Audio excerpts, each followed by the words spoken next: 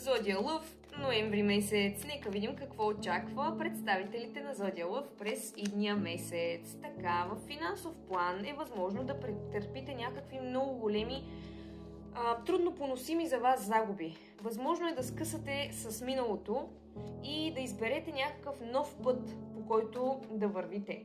Имайте предвид, че ако има някакво разрушение в финансов план, в кариера, то ще е за хубаво, защото ви предстои някакъв избор. Трябва да погледнете напред в бъдещето и да скъсате с минали грешки, които сте допускали. Ситуацията ще бъде много стабилна за вас в финансов план, но след като претърпите тази разруха тук в лицето на кулата. Сега искам да видя и за кариера, освен финанси и кариера, как това ще е свързано с финансите. В кариерата ще достигнете до някакво проумяване, ще достигнете до ново ниво на развитие в кариерата. Имайте предвид, че имате пълния потенциал да израснете във вашата кариера, в работата, защото имате вече достатъчно опит да се издигнете на едно по-високо стъпало в кариерния си път, но вашите страхове ви пречат.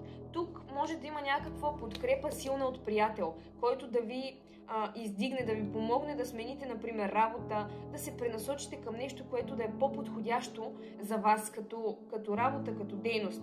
Но трябва да определено да приключите с миналото, да го оставите назад и да не мислите, да не се вглъбявате прекалено много и да не съжалявате за минали грешки, защото ако не дойде този край тук, който ще бъде наистина много разрушителен, труден за вас в кариера, финанси, ако не дойде този край, няма да имате тази прекрасна стабилност в лицето на императорът.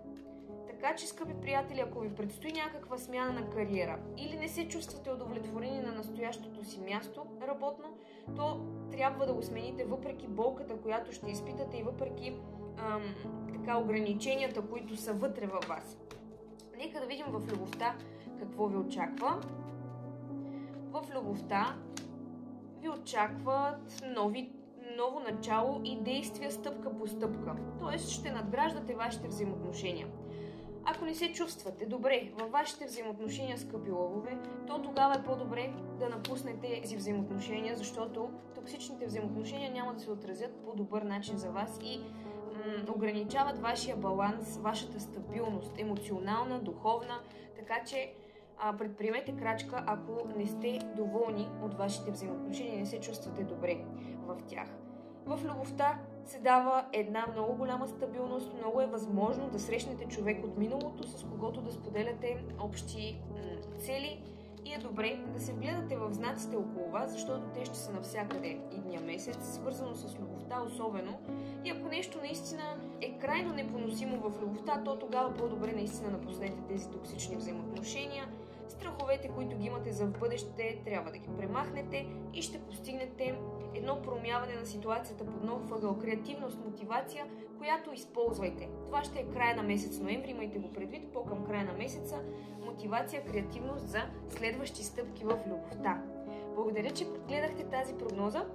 Пишете ми в коментари коя да е следващата и също така ми пишете на лично съобщение при интерес от лична консултация.